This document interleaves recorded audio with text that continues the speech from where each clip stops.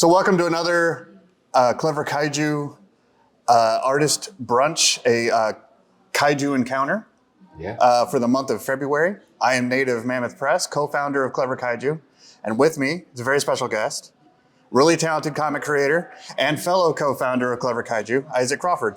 Welcome in, man. Hi, thanks for having me. Yeah. So there's a lot to talk about. You actually have a pretty strong like history in comics. So let's go way back. Ooh, way back. When you first discovered that you wanted to be an artist, like last week? Or, yeah, last week. I guess childhood. We'll go back. We'll go way back. Little Ike. I think I don't know why I'm wired the way that I am, but I was intensely interested in drawing and imagination. I would play pretend. My action figures would have insane stories that I'd come back to and play out. My dreams are really intense. Drawing on whatever I could get my hands on, paper, brown paper bags, giant stacks of copy paper that was I think it was lined with orange and green and had the perforated, it's on a roll. It's they're all connected for old printers that my dad would bring home from his job or something. And so it was just whatever I could get my hands on, drawing all the time. And Ninja Turtles, X-Men, Lord of the Rings, Shannara, but for me it was books that my dad would read to me or that I started picking up eventually. Willow, I loved that one. And Willow. It was just, I was always drawing and trying to tell stories in school. That's what I was always doing. When I was about 29 is when I finally came back to illustration and comics. I'd taken a break for a while and I got into counseling. And before that, I got very into music and guitar and songwriting, and then that phase it ended, and I got back into illustration. So it's been 8-9 years of a focus on illustration, and telling stories mainly through that. It was. You were 29 when you decided you were into comics, or was comics the thing that from the very beginning? A lot of it was the cartoons in the morning, but I had X-Men, I had, Jim Lee's X-Men, I had old Avengers comics, but not a ton of them. I didn't have access to that many comics, but we had a few boxes of them and never a full run. But yeah, I loved that stuff. I wanted to make comics and I would make them. I would make little short comics. Yeah. In sketchbooks and stuff, never inking them, never finishing them, never trying to share them. Even at 19, I'm I had a sketchbook that's I had got 10 pages in on a story that I was coming up with. But I never studied or learned I never considered how should I actually ink these? What paper should I actually use? Yeah. I'm just telling the story. And like I said, it wasn't until later that I was no, I really want to do this, so I better learn how to actually do it. I better get the right paper, the right, actually print it and so on. And so that's when the journey started.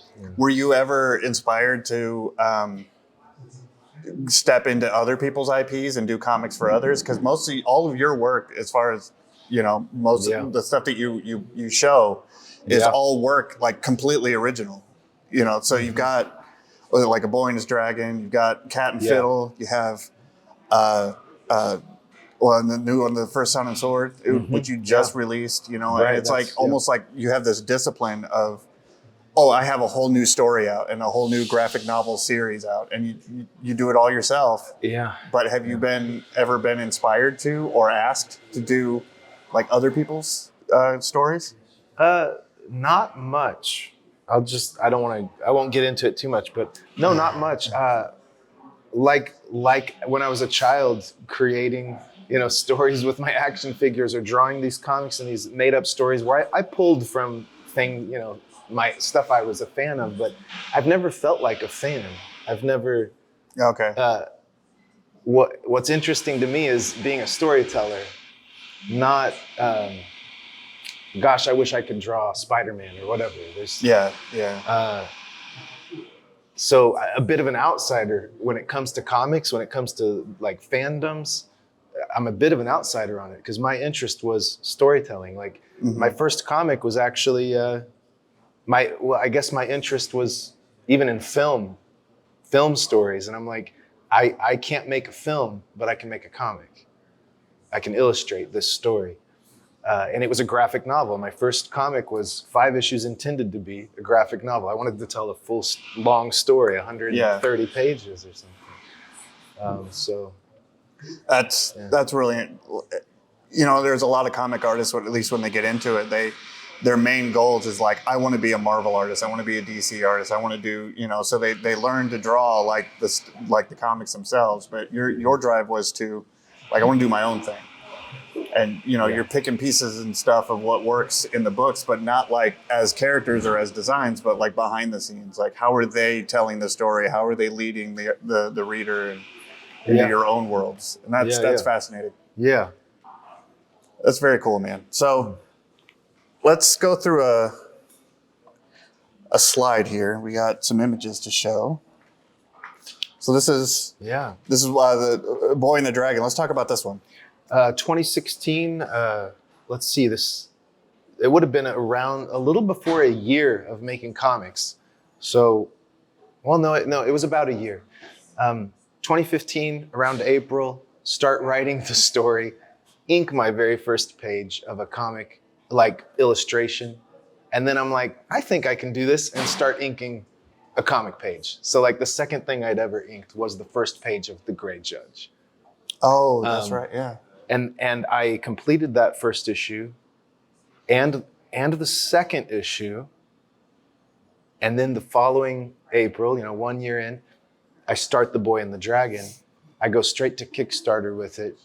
Now this book, the idea was, it was motivating me to get going with this quickly. So I was telling a bedtime story to my son about a boy and finding an egg, and the dragon grows and he becomes his friend. So it's like, well, this is a simple story, a super simple bedtime story. But as I told it, it was getting more refined, and then it took on some more sad or hopeful, emotional tones that related to my own, hopes and fears for my son's life. And then I was like, this is a really beautiful little story. This should be a comic book, and then I can give it to him. So I put it on Kickstarter. It was pretty successful. There was a good response. I think people connected with the message of it. And I still have people that appreciate the message. Like someone will, buy the book and come back the next day at a convention and be like, that was an awesome book. Like, they have to come tell me, which that's awesome when you make something that really connects with some people. So that's a 17-page bedtime story in a comic. Very cool. And I did that, 1 year in. When you first started, you were a co-founder of a group called Rebel Comics with someone else? Yeah. Was Boy and the Dragon, was that part of that time frame? Or was it just after? Yeah, I don't think it was ever labeled Rebel Comics. Okay. That was my cousin. He was, an inspiration or the impetus or whatever to get me to start making comics, because he was always into it too growing up. He's a little older than me, and got back, started hanging out with him a bit around the time I started comics, and seeing that he had drawn like a 5-10 page thing or something, I was like, you actually inked it, like you actually made the comic. I'm like, I need to do that. Like I need to take my stories and actually make them real in a real book. So with we came in together, both wanting to make comics, pushing each other to make our comic on a tight deadline, and we came together to make a company, a publisher, and it was okay for a while. It was fun, but at some point we had disagreements on like what direction to go with the company, with our work. And that would have been maybe a little bit after this that we parted ways. Yeah. So next up, musical mishaps of Cat and Fiddle, and this is around the time that I I really started to get to know you. I think was when we first started. I think it was LibraryCon. I think the very first convention that I had ever done was there was a huge group photo, and I think that was the year Gary came back to the scene. Yeah. You had short hair. Oh yeah, yeah. But yeah, so this is around the time where I really started to know you and started getting this. This is a beautiful piece of work. Like what inspired this, and how did it form as you went? Yeah, I'm not sure. It's kind of a hard question. Where do your ideas come from?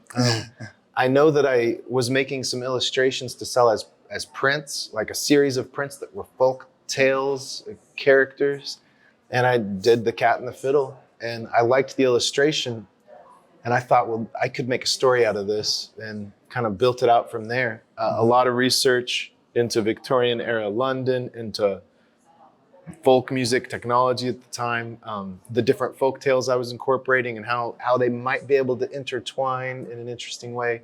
That kind of stuff is always involved in my work. It's interesting to me to see what connections I can make from the real world stuff, like history. Yeah.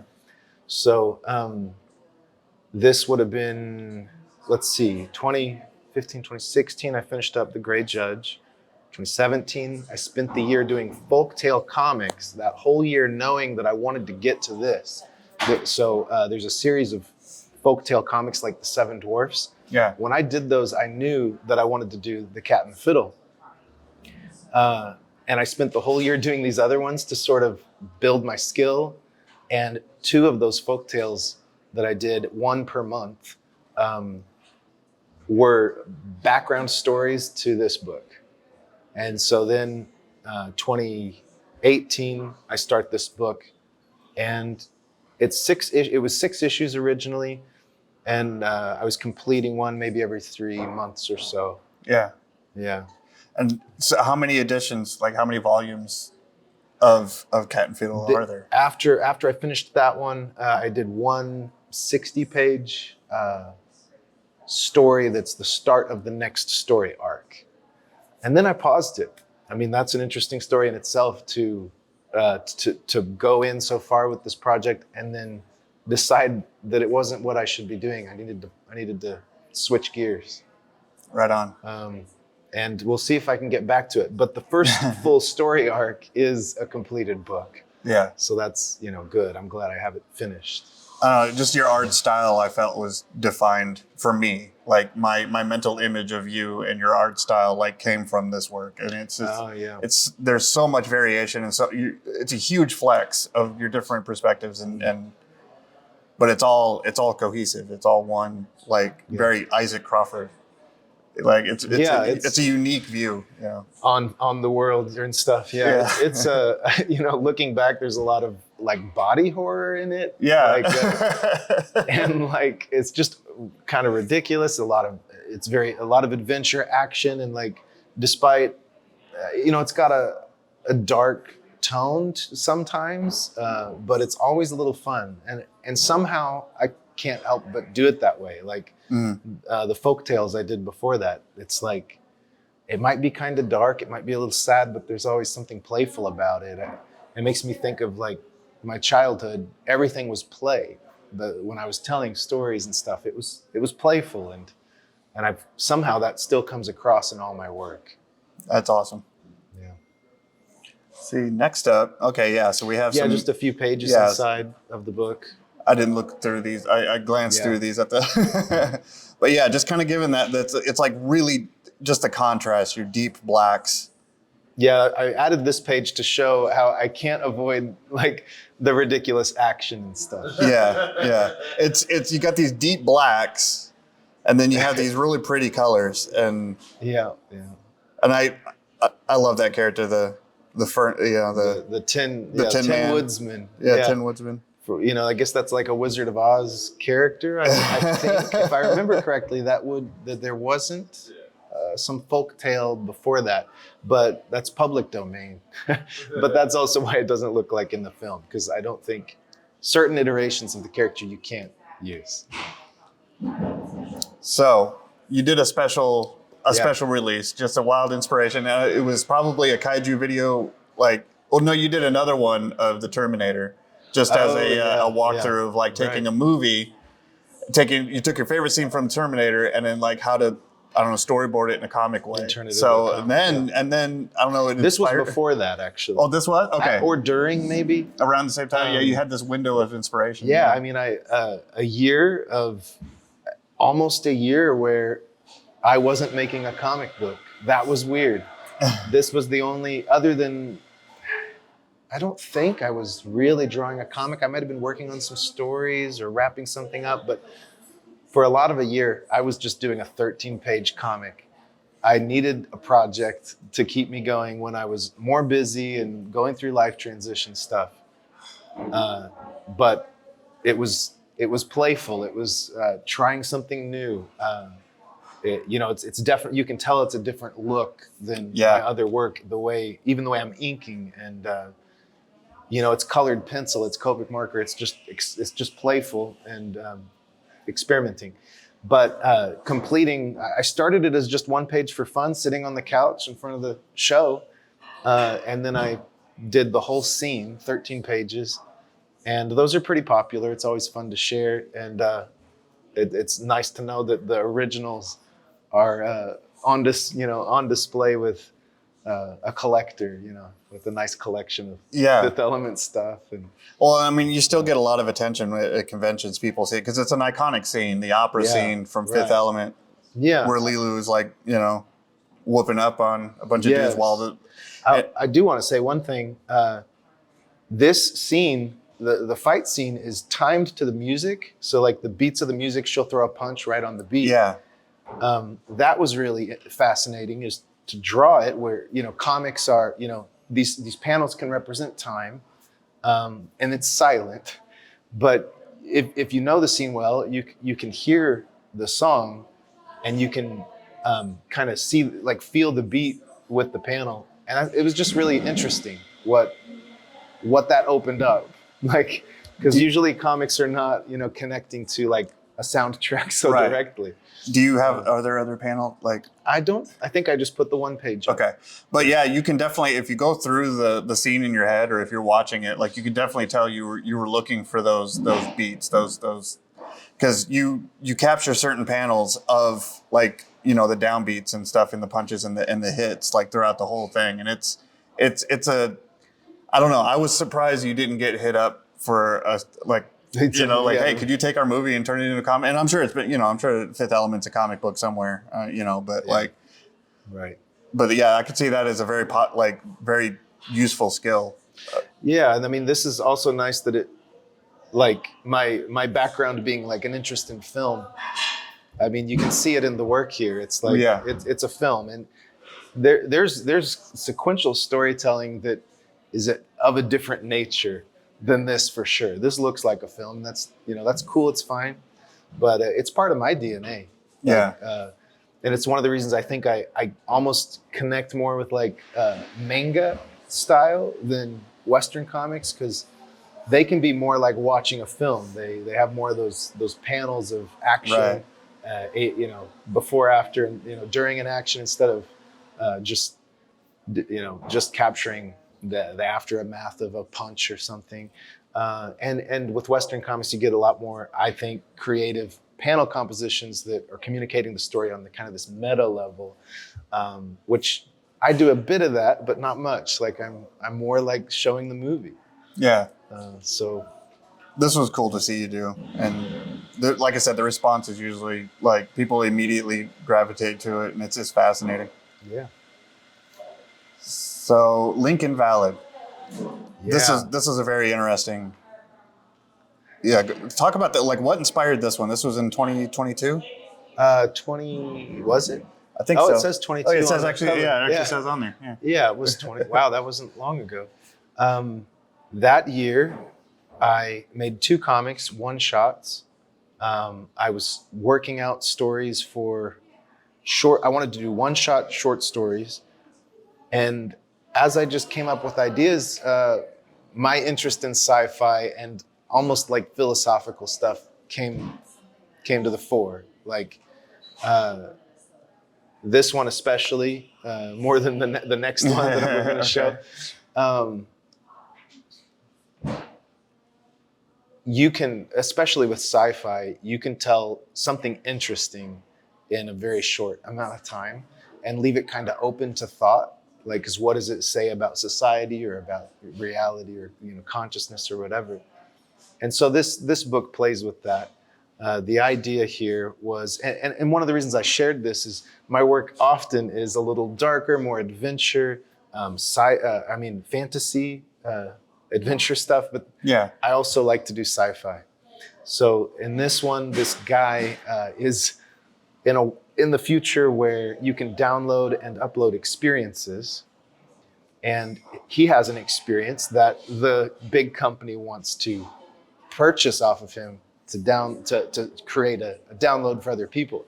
His experience was he died and was resuscitated. And he doesn't really describe it, but he seems changed by the experience, and he insists this cannot be shared. This can't be downloaded. And they're like, well, everything can be downloaded. It's an experience. That's how this works. So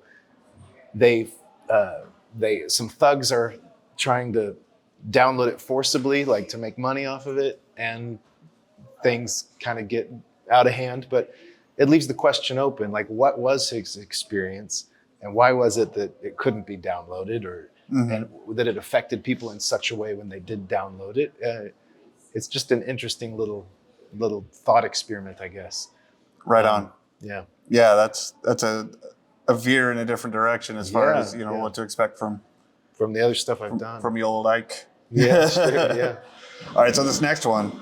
Oh, these are interior page. I was experimenting with different things, like more graphic style of blacks, design-oriented pages, right, and very careful, like color choices, more colorful. And so you can kind of see here the fifth element, playfulness or something. Like in the fifth element, I had a really limited color palette. It was a little more colorful and expressive. This one is a little more playful than my prior work. Yeah, it's more fun or dynamic. The scale of it is huge. Just the way you capture, like, because any artists are like, oh man, I don't want to do backgrounds, or you hear a lot of comic artists that get stuck being the background guy for a while. Right. Yeah. You seem to enjoy it because or maybe you're just really good at it. A little both. It was a huge struggle. I mean, I remember my first attempts at drawing. You figure, in the Gray Judge comic, there's some interior scenes. I set it in the woods so I wouldn't have to draw that. But at the start of it, there were some interior scenes, some in a car scenes. It was a struggle, like to position figures in that space.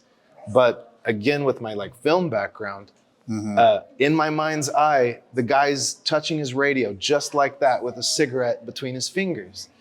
I need to draw it. Like, that's what's happening. Why would I cheat? Like, there's no cheat I can do here. I just have to scribble it out until I get it right. And then by continuing to do that, I was afraid I was falling off the shot because I was leaning back. Sorry, guys. But by continuing to do that, you just get better and better at drawing whatever you imagine, whatever you picture.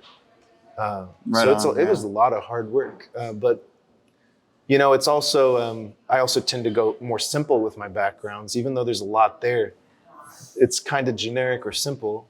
Just perspective alone. Sometimes less is more. Like that's. Yeah. There's some fun details there. Yeah. Like a poster says now, like two people kissing now. The other one was like propaganda of the government telling you procreate. Right. We need more people. The company that wants to download his experience is Oracle. It's sort of, this was before I think Facebook was Meta. Yeah. But that was the idea, Oracle. And it says coder on the other side. So just, silly stuff. Yeah. Oh yeah, some more. You got some cool like cab shot, like that through the window cab shot. Yeah, I was playing with reflective surfaces, with it being a wet city. You think like Blade Runner or something. It feels futuristic when it's wet. So I played with that, and I threw in a lot of that graphic representation of the shine and stuff using heavy blacks. That was fun. I think that's just a good a good thing to learn and to practice and to put into comics. That you don't see it all the time. People adding those details, I guess. This one's a trip. This is a cool story. Yeah. So the Clever Kaiju, the Pin Click, we did an episode for, I believe, Valentine's Day 2022. Right. And it was the prompt that you draw from was Eaton, a love story. Yeah. Which you could take any direction you want. And I was thinking about, zombies or something. And I'm like, what am I going to do? And I thought, well, what if it's like a couple, like the whole planet gets eaten and they're like, it's like Romeo and Juliet. Here they are loving each other. So I don't think I didn't add the image from the Pin Click into this slideshow. Oh, okay. But it wasn't this illustration. It was a different one. And it said Eaten a Love Story. But as I had been thinking about sci-fi stories, to make into one-shots, I was like, well, this really should be one. This is too fun. How weird for the planet to be eaten by a giant space worm and survive inside its guts, like somehow, and gravity and atmosphere be maintained or whatever, somehow. And everyone knows it. And everyone's like, this is our life now. Yeah, everyone's kind of struggling with like, this is not good. Like, we're worried about the future. We know things aren't good for our planet, so it's commenting on modern stuff, right? Sure. And then a young couple, well, what do we do? Do we have children? Do we get married? What's the point? If the planet's like slowly sinking into this thing and we don't know what the future holds because probably we're all dead, So it's just I think 22 pages, quick story of their little romance and just kind of showing the strangeness of that world that in a weird way reflects ours. Yeah. So. Yeah, here's some scenes from it. Yeah, they're standing at the border of where the earth is sinking into the guts so that you can see like a wall of guts in front of you. More of the weird stuff, Now this work is your most recent release. Let's talk about this because this is actually much bigger than just a story or a book. You've been filming like from page one, the entire process, describing yourself as an artist and who you are. You've been doing a YouTube series based on this. And so what inspired this? Was it capturing the story first and then you're like, I'm going to film this? Or was it like, I want to do something for the process? I wanted to do a sword and sorcery fantasy book adventure. I had done a drawing of like a boy and a man. I think it was at one of our events. I kind of scribbled them out. So I don't know. It just kind of came together as I was approaching it, wanting this kind of thing. Mm-hmm. After all the comics I've made, it felt like it was time to tackle something a little more challenging, a little more of an adventurous thing for me, to tackle a long-term series telling an ongoing story, not just these one-shots or one graphic novel, but the ongoing thing. Now, I kind of intended to do that with Cat and the Fiddle, but ran into some snags with the story and stuff, kind of burnt out on it. This time, I think I was ready. I feel like I'm ready to go with this one. So I also knew that I need to, push myself to share it in a different way than I've done before, like to put myself out there more. And when it came to YouTube, I had tried a few things before. I've done a Kickstarter. I tried a Patreon before. I've made a couple videos that were, private to patrons. But so I've always been interested in how can I share what I do, but it was always a struggle how to really stick with it, how to do it. And so with this, it was, I just need to get my ego out of the way and just do it. What I wish I had video of my experience making my prior books. I've made all these books, and how did I develop them? How did I draw them? What was I learning?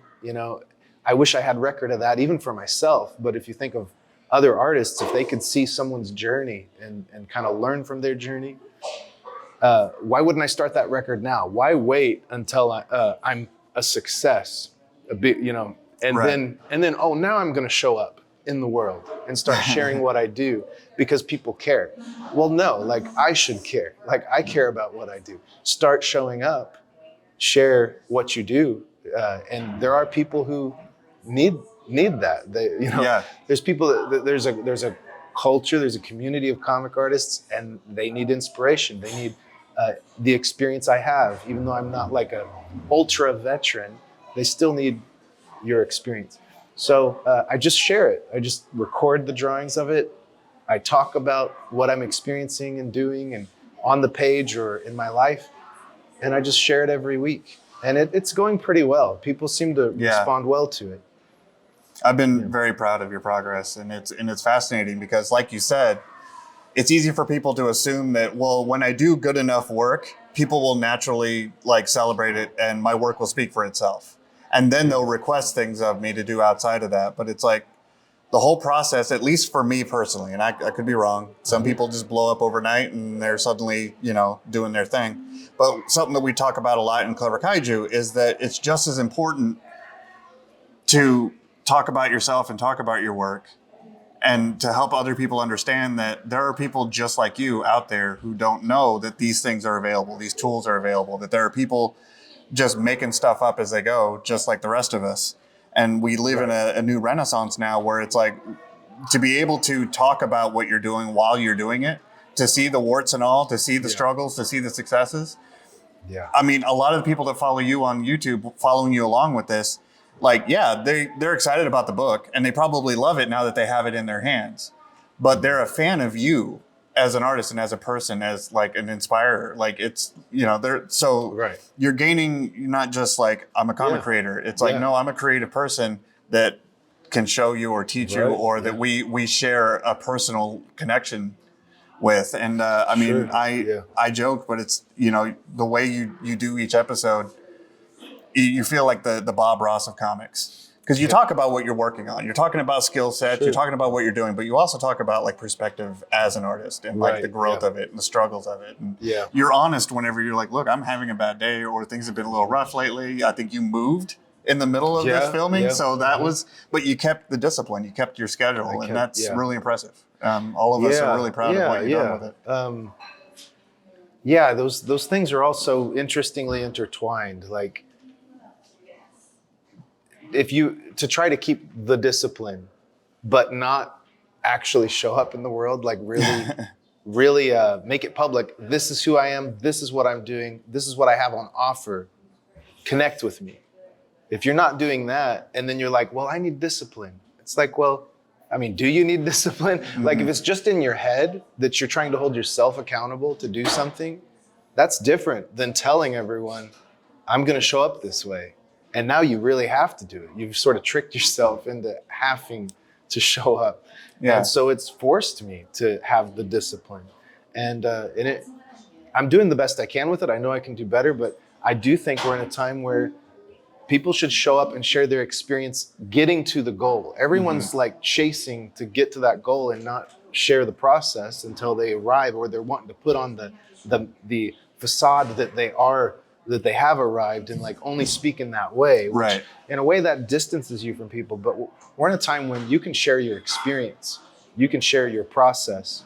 Like it did not used to be that way just even 10 years ago. That vulnerability is actually relatable now and inspiring. And people can connect with it. We have the technology for that. So I think more people should do it. Yeah. And like in the Clever Kaiju community, we have enough knowledge between all of us that people pay $100,000 to go to art school. We have enough knowledge that we could just share with each other. And if you show up and you ask for it and you show up to share, not hide in your room and be afraid to share, afraid it'll turn out badly. But if you show up to share and to learn, the world's at your fingertips now. Right. And that is best accomplished in community, in connection with other people. Otherwise, go to the school and pay them a lot of money to do all that for you. But I'm really motivated to show up in the world more with what I do, and that's what I've been trying to do since I started that in 2023. Yeah, and put out the first book, 68 pages, and I'm 9 pages in on the next book, just keeping it going. You did about a page a day. A page per week. Oh, a page per week. Okay, so you're not a complete machine, but yeah, 1 page a week. Yeah, I have to letter, I have to color. I chose a really simple color palette. Mm-hmm. I'm a real person. I'm making I could make the most polished, perfect, finished work, but I wouldn't be able to put it out very quickly. I need to get the story out. That's my main focus. So that a lot of the choices I make relate to how can I, as a person, do this? A person with kids, with a day job, with the life that gets in the way. So 1 page a week, and now I'm doing 2 or 3 pages a week. I'm getting a little faster with it, probably going to average 2 pages a week this year. You have a very common thing with including animals. Like, do you gravitate to animals more than people, or do you just no? Because animals are tough. You have a good point. Yeah, especially all those cats. I never thought about that. Yeah, I've ended up with animals. Yeah, cats and a lot of cats and rats and yeah. I don't shy away from horses. There's been horses in my books. Bear, there's a big bear and they fight. The 7 dwarfs fight a bear and a panther and I don't know why that is. Yeah. Oh, this was fun. This was a pen click bit, right? Where the prompt was to take a childhood toy and make something ghastly from it, I think that was. I can't remember the exact prompt, but take a toy and terror toys. Terror toys, right? Yeah, take a toy and make it dangerous or terrible or scary. As a child, one of my uncles got me this toy one time, and I must have been 3 or 4, but it's one of my earliest memories is this thing getting shoved in my face. It's a My Pet monster. It's I think it's dark blue and purple and stuff. Yeah. It came with these plastic cuff chains on it in this kind of scary box it's pretty big. But it terrified me. And I don't know what happened to it. I think we just hid it for a long time. Terrified me. And so, of course, that's what I chose to draw. And I shared this because it's a recent illustration I did that is not a comic. Mm-hmm. And I used a ink wash technique with it. It's a little different than what I do with comics. And I just wanted to share that to show that I'm still learning, I'm still changing. And we'll see how that affects the comics, how I might ink or color or draw the comics in the future. And you do most of your work traditional, you're a traditional artist, but I mean, you integrate a little bit of digital for the sake of adjustments for print and stuff like that, but have you considered doing more? And I know you've dabbled with doing digital art, but have you decided that, it's not really for me, or is it? Yeah, it's not for me. I think I've decided, and I might even move towards the color and everything being traditional. Okay, because you do digital coloring, right? I'm tempted to watercolor or something. Yeah. Or just do black and white with maybe gray wash, ink wash or something. Do you feel that it's beneficial for traditional artists to have at least a knowledge and background, at least a little bit in digital, or do you think that's completely unnecessary? Unnecessary if you just want to make comics. Yeah. If you want to make comics, make them however you want. Make them look however you want. I mean, more than ever, there's this idea people have of how comics should look. but that has not always been the case. Like, this is just a window in time in our culture where it seems like this is how comics look, and it's so well defined, and you do it this way. That there's no reason it has to be that way. Right. And when I think of the artists I love, that I enjoy their books, they just do it how they do it. I mean, we celebrate these people that are different. Be yourself, like. Yeah. And you might need to learn how to set up your book into InDesign and a PDF or something. You might need to do a little lettering digitally. People can help you learn how to do that if you need to do it. But don't think that that you're doing it wrong. You know, that if you're not interested in that, just pursue your interest. Very cool. I think that's the end of our reel, right? Yeah. No, and I've always looked up to you, and I admired the fact that you have this very and I keep repeating it, but you have this very strong discipline about you set up a schedule, you set because you're a counselor, you're a therapist, that's your day job. Yeah. And then you have 2 kids, and yet you're still knocking out work, good work, and you're it's consistent. Yeah. And I don't know, it's just really admirable on that front, but also your involvement with Clever Kaiju has been. You're not just the comic guy. You've stepped into roles and you've taken on hats in Clever Kaiju that are just incredible. For example, you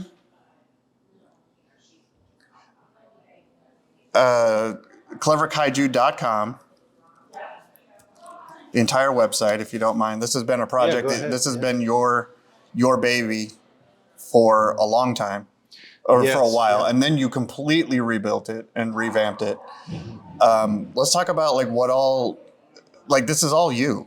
You've taken, there's some content from other meetings that we've had here. You got a Kaiju store, member bios. You even have you set up a membership presence. Go ahead and talk about the bullet points before I get lost. Yeah, web comics. Forums, blogs, groups, becoming a member on the site, a store of things. Yeah. A portfolio for our studio, so that for freelance work that we do. I don't know why I do this. You would think I should just draw the comics, but I'm a father too, for example. That I spend time with my kids. I enjoy that. That's this is important to me.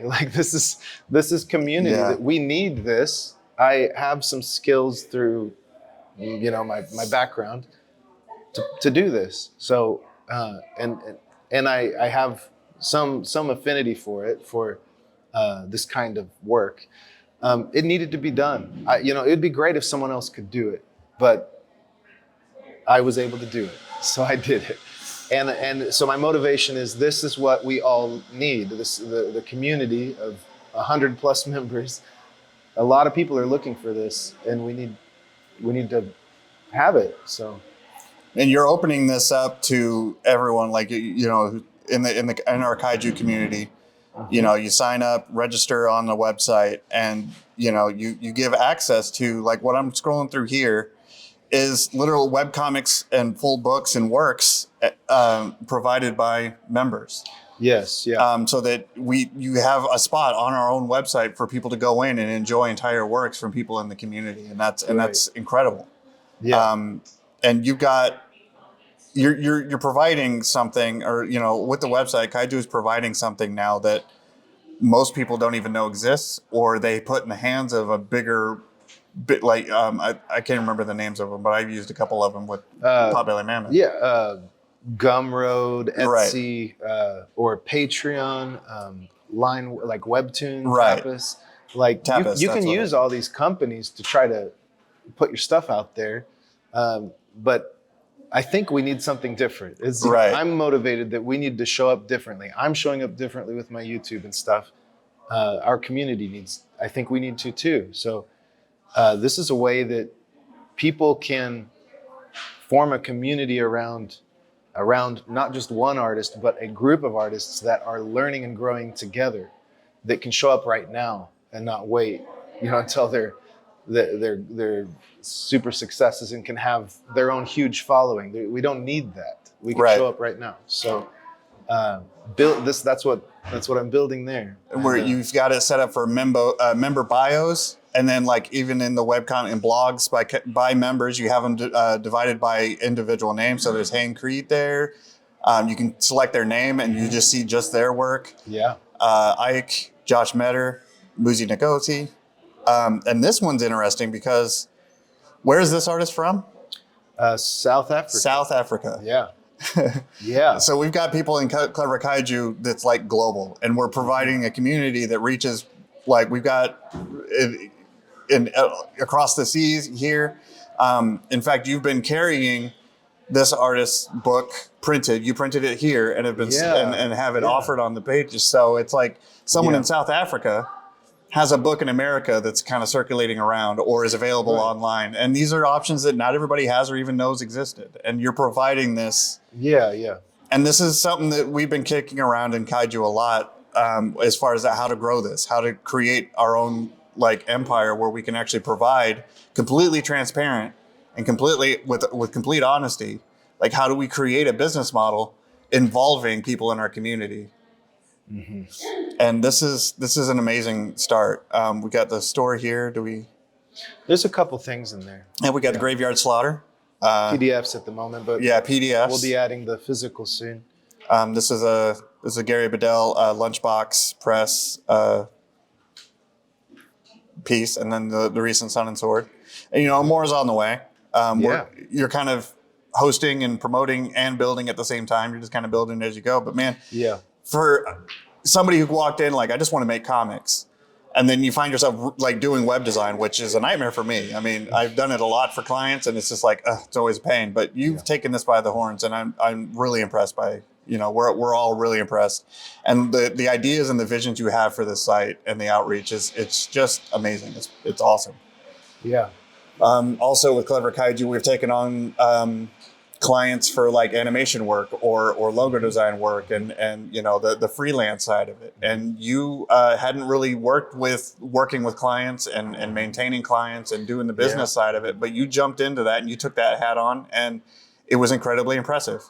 I mean, you had maybe a few questions for me on process, but you asked exactly the right questions. It's like you took it and you ran with it. We don't want to take that for granted, And I think we might have a couple of times by accident where we're just like, oh yeah, that's right. Isaac doesn't actually want to be doing this all the time. But you've been an incredibly valuable part of Kaiju. We're very proud to have you. And well, thank you. Your work is, and just your discipline and your efforts are like immeasurable. Thank you. Yeah. But is there anything else that you wanted to share? Let's talk about like your website, where people can find you. My stuff is all on cleverkaiju.com now, but I also have my own site at the moment. We'll see how those integrate or separate. So ikecomics.com or cleverkaiju.com to find my stuff. Ike Comics on YouTube. You can see my process drawing the comics. Sometimes, rarely, I post a video where I cover some other part of the process specifically, but generally it's me drawing a page, sharing my process. If you're an artist, get on cleverkaiju.com, get on our Discord. The join page on our website will walk you through the steps to getting connected with us. We got that's it. ikecomics.com here, and then if you guys want to watch the making of First Sun and Sword, there's an entire series of is it every single page? Every single page of the comic is documented. It's recorded. Which is a fantastic, even if you want something peaceful to just kind of watch or run in the background, hear his dulcet tones, and you can definitely tell. Does being a counselor kind of play into how this process goes? Not really. No? I don't think so. I mean, obviously, I am who I am, and so I talk, and you could say positive stuff, mindset stuff. That's me. But this is fantastic work, man. Again, thank you so much for doing this. We look forward to hearing more from you. But yeah, you can find Isaac on the cleverkaiju.com website. You can find him ikecomics.com, and you can find him on YouTube as Ike Comics. Thank you, everybody, for being here. Thank you, guys. Thanks for listening. Much appreciated. It was a successful month. We will line up our next guest for March. Yeah. Be excited for that. Yep. RSVP on the website for the event. Yep. He's got everything covered. Right on, dude. Thanks a lot, man.